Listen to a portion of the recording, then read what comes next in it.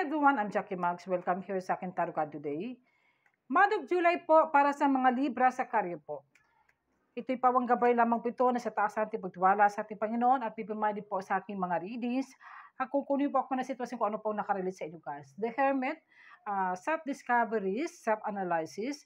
Meron kayong matatagpuan ng pwede kaibigan mo, kamag-anak, relative, friends, pwede ex-boyfriend na nandun sa ibang bansa, ito yung offer ng trabaho, job opportunities, parang gusto mong lumipat ng trabaho o gusto mong maghanap ng trabaho na mas malaki pang sahod. Nangailangan ka ng tulong sa ibang tao, pwede ito sa part ito sa clarity.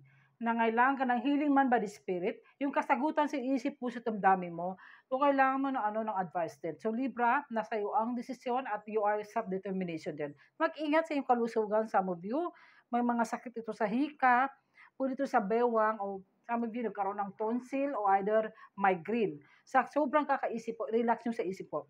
Ito mas maganda yung kaganapan yung career mo, trabaho mo, kung saan masulit ang mundo. Some of you naman ay marunong ka rin makisama, ma-organize sa ibang tao din.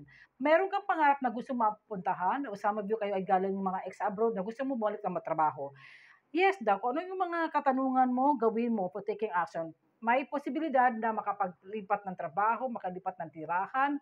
Some of you, meron ka mang gustong ayusin ng mga problema kung part ito sa financial o sa career, may gusto kang pag-aayusin.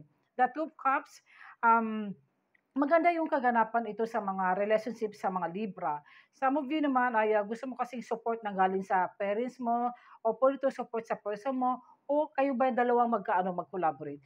Some of you, nagkaroon ito ng marriage o proposal. Some of you ay mamimit mo yung soulmate mo kung walang jowa o na-met mo na. Some of you guys na makatulad isa sa parents mo, mga kapatid mo na gusto kang makatulong.